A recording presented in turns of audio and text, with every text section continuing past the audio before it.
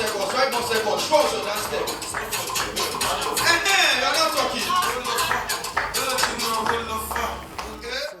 Counselors, child development coaches, relationship experts, and other stakeholders have called for continuous moral development and mentoring of the boy child to effectively curb the prevalence of domestic violence against women.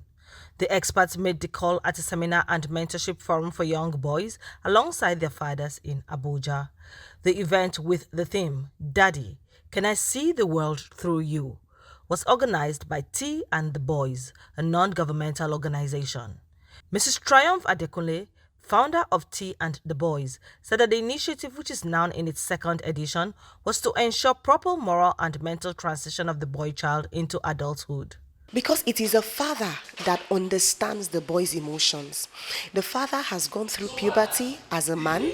So fathers have a major role in raising the boy child. It is better to train a son than to change a husband. So the only way we can curb domestic violence is to start, like let's say, catch them young, is to teach them early. To avoid domestic violence from the beginning, the men should be involved. The men should first, like I said, power of first mention. The men should be more involved and model what they want to see.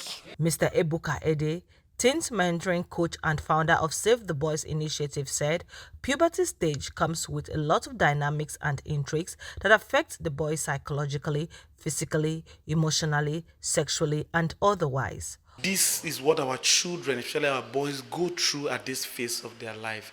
And it comes with a lot of dynamics and intrigues that, affects the emotions of the boys, psychologically, physically, emotionally, sexually, and otherwise. And a lot of boys don't know what to do at that time. Some fathers don't even know what to do at that time. They are not able to connect. They are not able to have conversations. They are not able to help. And so we'll see that a lot of our boys begin to make mistakes, look for other ways to answer their questions, and they are disconnected. And that's why we see a lot of our boys in courtesan, in fraud, in the streets, doing things they shouldn't be doing because fathers are not answering the questions they need to answer. The sons need to see the world through the eyes of their father, helping them to understand what is going on in this phase, how to take the right step, the power of first mention, and taking the right step to becoming the kind of men we want them to be. Also, Mr. Mayowa Afolabi, a life coach, said these children are faced with voices coming from social media, their peers, and every other means. These children are faced with voices coming from social media, coming from their peers, coming from TVs and every other thing.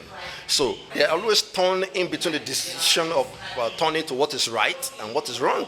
And then we live in the world who, from these voices, paint what is right as wrong, and they paint what is wrong as right. So most of the time, they are confused as to where to follow. As a result of that, every household, every family, every father, every mother must know and let their voice of instruction be higher than the voices of that is coming from their peers and from social media. The father must always be talking to his son on prevailing issues. He must always be instructing and coaching. It must not be that the son is hearing first from the social media or hearing from the peer.